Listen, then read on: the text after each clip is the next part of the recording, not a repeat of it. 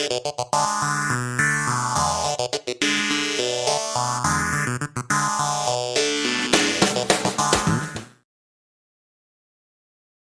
right. Hello. Welcome to this episode of Akrinos Access. I'm Erich Mattei, joined by Edward Marques and Raquel Ramirez of Vision Science Labs. We're having a conversation on this episode of Akrinos Access about vision therapy, but more specifically, the impact that tele-optometry will have on the future of vision therapy. So, Edward, Raquel, thank you all both so much for joining us on this episode of Access. A pleasure to be here. Yeah, thank you for having us. This is exciting. So I know we've got a ton of content to get into, and I want to preface it with those that are joining us live. If you've got any questions or comments, want to contribute to the conversation, please go ahead and drop stuff in the chat box. I'll be monitoring that in real time. We'll try to keep this kind of an open floor format. So on that note, to kind of kick things off, y'all, let's start by just talking about this growing world of telehealth. Mm-hmm. Yeah, so I mean, telehealth is just boomed. It was something that we've always expected to happen at some point in the future. Now that the technology has enabled really any computer with an internet connection to offer telehealth and offer a very secure, fast video connection with screen sharing capabilities to enable a doctor to do telehealth and even via business to conduct a business completely remotely. And as a software company, we're very familiar with using those technologies for that. But it wasn't, so as far as telehealth in general, I'd say, it really got pushed into light speed mode during COVID, when there Absolutely. During the shutdown, and a lot of patients weren't able to go into the clinic, and so people had to act very quickly. Doctors had to act quickly. Insurance companies had to act quickly to enable doctors to do it, and so there was just a huge push. It really accelerated the growth of telehealth all across the board. And then obviously in the world of eye care, seeing how it's made its entry point, and quite frankly, it's questionable. It's questionable, right? But before we jump into that, let's start then by talking about it from like a public health standpoint, and just this growing need for care. And I suppose this new type of scalability or communication with patient that telehealth is affording that previously practitioners did not have available. Right. I mean, the need's always been there. I mean, there aren't enough clinicians to help the populace. And the deeper we get into the telehealth space, we learn things like, there are rural areas of Canada, rural communities that just don't have access to physical care in the first place. And now with Zoom and other telehealth platforms, they're able to provide health remotely. And it's primarily to see, if someone needs to go into a clinic for more comprehensive evaluation, more comprehensive care. Sure. Right. So in that regard, then I suppose that's where then we stumble upon the opportunity in the vision therapy space, given the nature of that specialty, and what telehealth can provide and sufficiently provide, right? Considering the patient journey for that telehealth patient, many of them will have exercises that they are to be completing at home, right? Between sessions, there's homework. So why don't we speak then a little bit about how that works as far as, again, ensuring that quality of care, and where specifically telehealth can support a vision therapy specialty. Right. So when we first started in 2018, we actually, started with the idea of providing it via telehealth.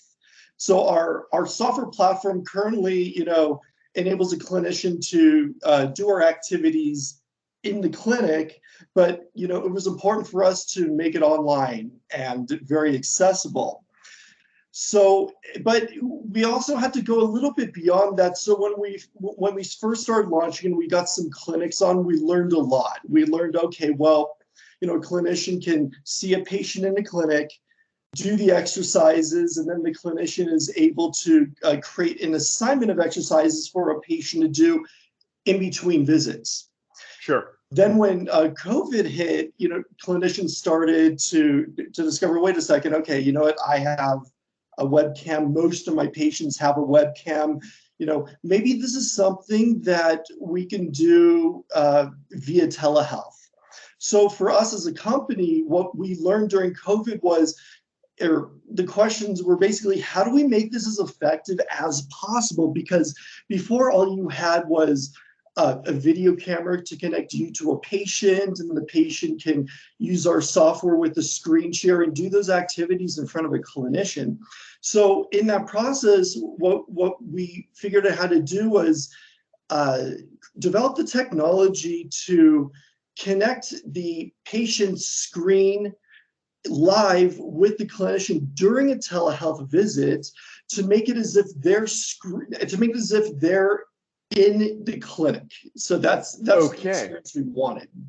Okay. So wow, that's fascinating. Okay, so you stumbled upon this concept. You mentioned you had some early adopters on board. And now, Raquel, is that your world, kind of working hands-on at the practice level?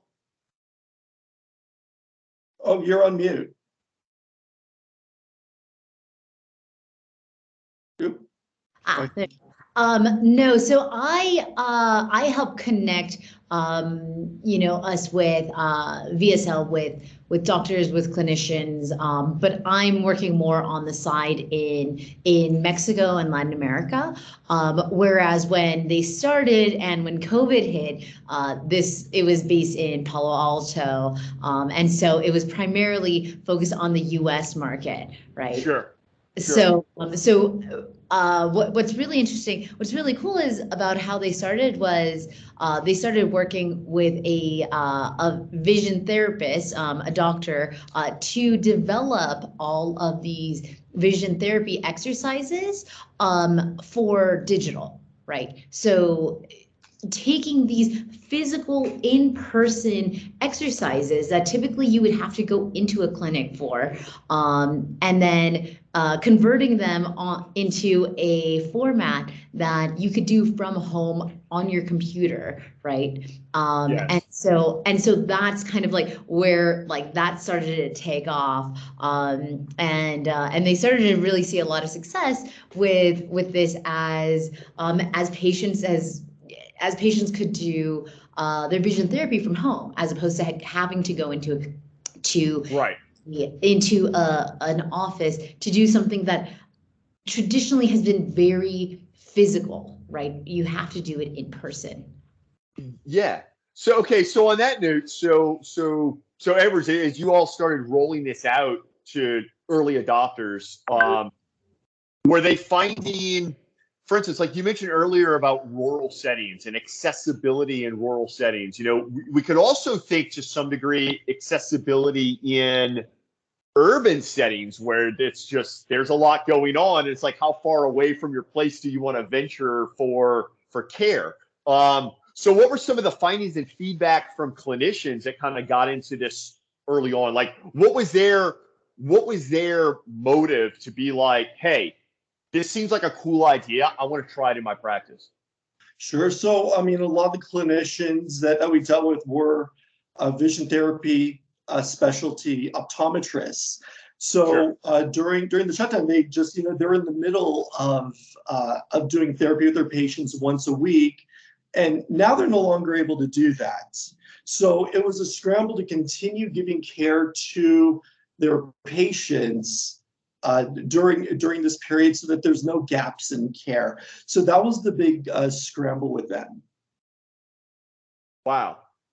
And so then I guess through that, given the success from that, And I know everyone's kind of at various stages, but for the most part now things are pretty cool. I mean, lately there's been a resurgence of some mask wearing here and there, and rightly so. But for the most part, here we are, kind of post-pandemic world, and the model is sticking.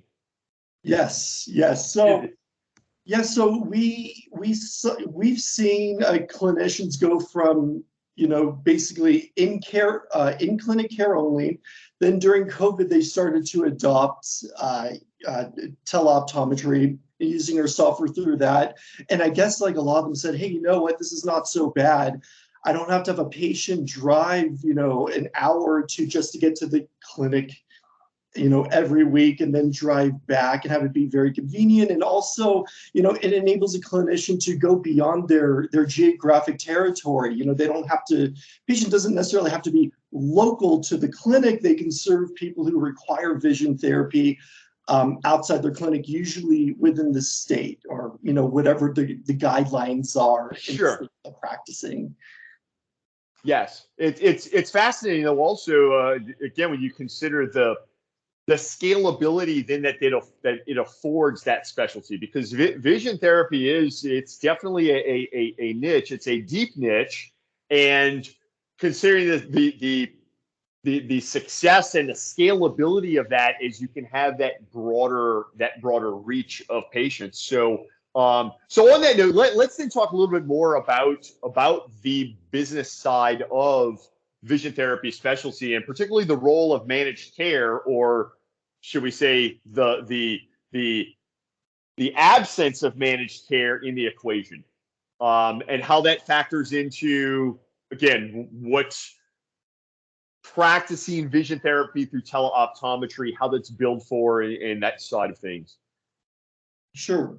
So so currently with vision therapy clinics, you know, it requires a lot of overhead. You need to have a large office, and it's not just digital exercises like what we offer, but it's also the physical exercises that are out there as well. So they go into a clinic and they're with a doctor, and the doctor's really there to coach them to make sure that they're doing everything properly, and they're monitoring them, and you know, making sure that the therapy is going well.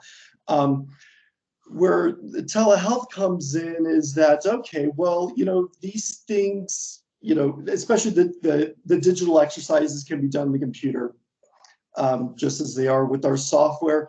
But also, like, you know, a lot of therapists are saying, okay, well, I'll send you the equipment to do in your home, and I could watch you do it via the camera. So a lot of clinicians have just sort of adapted to doing it remotely, as if the patient's right there with them in the clinic. Right. But when our technology really shines in that, we've built in a way to do these digital exercises instead of them going to a doctor's clinic, which is there, and using their monitor, which is set up. It's a certain size. The stimulus is a very specific size for them to do it and geared towards the patient.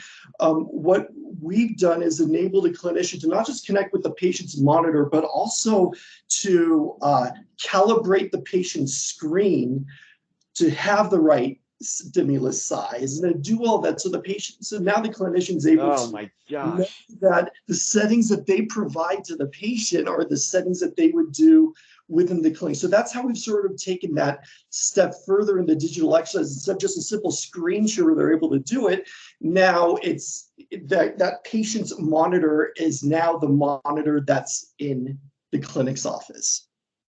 Yeah, that's so fascinating. What's really cool about that is the care provider, the doctor, is able to prescribe therapy exactly for the patient, right? So it's personalized medicine that is personalized not only just like in what they prescribe, but also even to their specific environment, to their specific hardware environment. Like, do you have a 13-inch screen? Do you have a 15-inch screen? Like, you know, like whatever it is, whatever technology that they're using, the VSL's vision therapy software is able to automatically adapt to that. So now the doctor can very easily give exercises that are going to automatically just like work. They just fit. They're right for the patient. So if we then look at this over time, I mean, I assume by now, I mean, your longest users who have been using this for how long now? Some clinics, about 4 years now. Okay, so quite the track record. What type of results is this type of care delivering for patients? I mean, it's the results. Results have been great. Doctors are continuing to use it to provide care for the patients, and when the doctors get results, if we can help the doctor get results, it's good on our end. So I think my favorite thing about the vision therapy is that, like I think we touched on earlier, that most patients who currently use vision therapy are children, just because they're usually the ones who go into the clinic, right? They're in school and they have to get it. And so the kids, they love doing the exercises so much that there was at one point during COVID that they had an issue with the server and some games were down for a day, and the kids complained to their parents who they were like, we want to do our vision therapy. Like, this is so much fun. This is great. Yes. So what like, to me, that tells me is that it's not just a tool that allows doctors to directly translate these exercises to their patients at home, but also it makes this into a fun exercise that kids actually want to do, that really drastically increases patient compliance. Because if you have to do something that's monotonous and feels like work, like, not everyone wants to do that. But if you can go and play essentially a video game where you're getting a high score, where you can see how much better you are from how you're progressing, how much better your eyes are getting. It's immediate feedback for the patient, but also it's great for the doctor, because now their patients are having better results because they're actually doing their homework. Mm-hmm. Fantastic. Yeah. That's awesome. Okay, so the results are there. It sounds like the patient experience, but the patient journey sounds pretty awesome, right? I mean, it sounds like it's engaging for the patient, typically a child, right? So it's engaging for them. For all ages. Well, it's important for us to not just gamify it for compliance, but also we wanted to make it fun for kids and adults. So we saw some other exercises and games that were out there. They were very, very childlike. It looked like something a toddler might play. And I was going, okay, well, let's expand vision, because it's not just kids that need vision therapy, it's adults as well. So we wanted to do is very carefully make it fun for kids and for adults and not look so childish. And it's easy to do that too, because even kids and adults love playing video games, whether it's Pac-Man to Mario to Fortnite. It was just an important element to make it all inclusive, so that we're not just a platform that's providing activities for kids, but for adults as well, because we'd like to get more adults into doing vision therapy. And we have seen a trend with more adults seeing the benefits of it and getting into it as well. Oh, that's amazing. That's awesome. So, okay. So from a patient standpoint, clearly the results are there, right? And you have doctors that are continuing to use this because they are seeing the results of the patients. So walk us through then, what is the doctor, or should I say the practice journey, right? The doctor role, obviously, a technician, office manager role, as far as incorporating this into the operations of the practice. Mm-hmm. So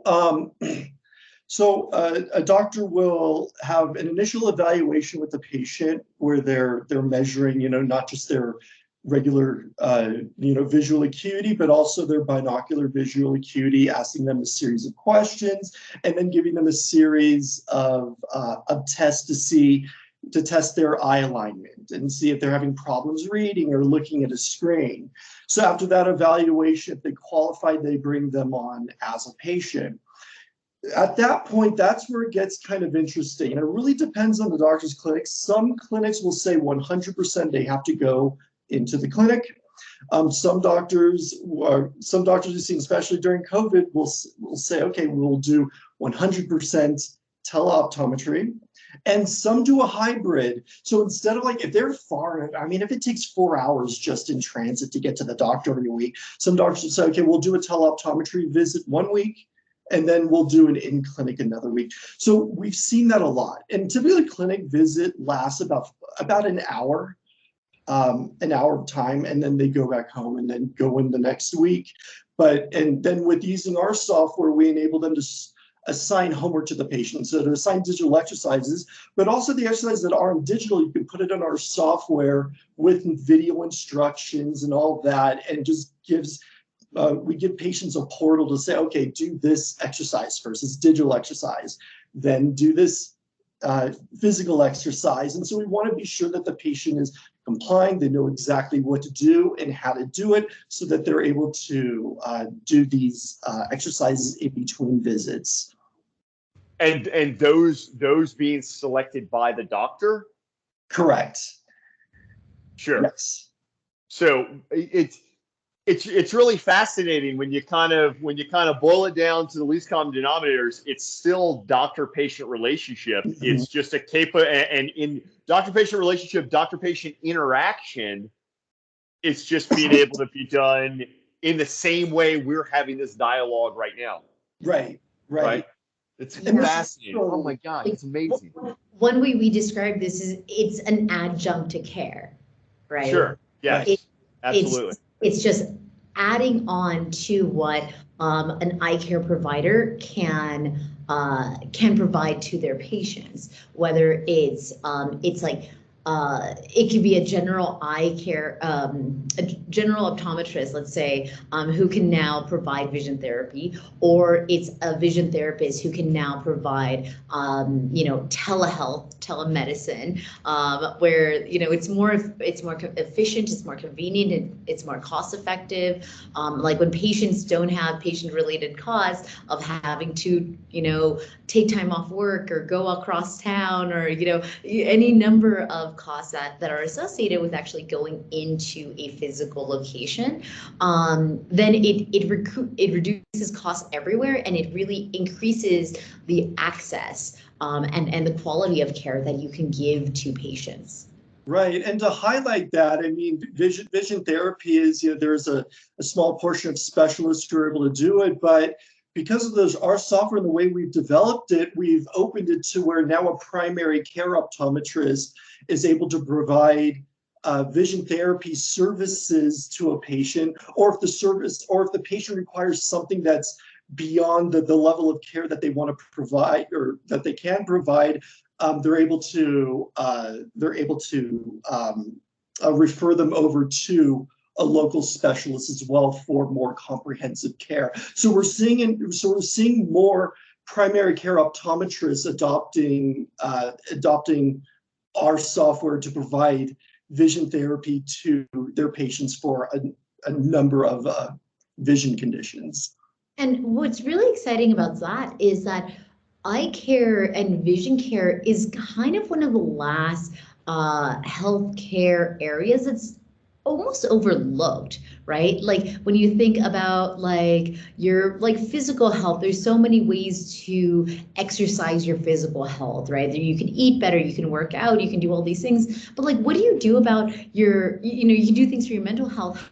What do you do about your vision, your visual health? What do you do about your eye health? You don't have any exercises that are readily accessible except like pencil push-ups, right? Where you have to look at your finger, go in and out, and and one, that's kind of boring to do, and two, who actually does that? Or you have the 20-20-20 rule, which is every 20 minutes you look 20 minutes away from your screen at something that's 20 feet away. And it's like, okay, like great, we can do that. But like who's doing that? Like one, who's even telling people to do that? And two, like who is doing that regularly versus like all of this while people are spending more time on screens from the time they're little kids to throughout people's entire careers, and even more so with COVID, right? So with COVID, it was like, okay, you couldn't go into a clinic, but also you were spending so much more time online. Like how much, like I can't even count the number of Zoom calls and parties and like hangouts that I did, and I was just like always on a screen, and our eyes weren't developed to be looking at a screen all the time, right? And so what this is causing is this widespread like eye strain and like different vision issues. A lot of it is like I mean, I would say eye strain is probably one of the biggest issues. Would you agree, Edward? Mm-hmm.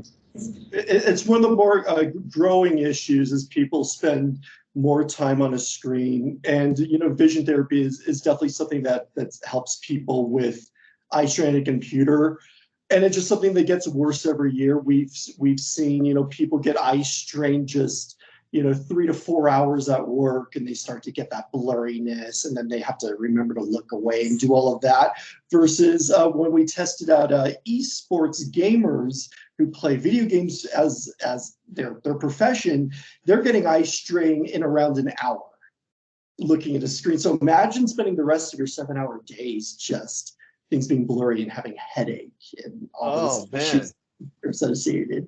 That might have a good time. This is really it's and I don't know, it's an epidemic of this issue that people aren't really talking about, right? But it's getting worse and worse, and there's currently no like readily available, like easy to access ways to either prevent it or to treat this. But this is part of why I think VSL is so exciting, and and this vision therapy software is because now people can get access to vision care, to vision therapy that can strengthen their inner eye muscles or outer eye muscles, that can help them regulate their eyes and have them work together. If you have a little bit of an eye turn, or you have trouble reading, these kinds of there's exercises now that VSL has developed, which is so exciting, to now be able to treat those things. Fantastic. So if folks want to learn more about some of this stuff, how can they connect with you guys, continue the conversation, learn more about Vision Science Labs? Sure. They can go to our website, www.visionsciencelabs.com.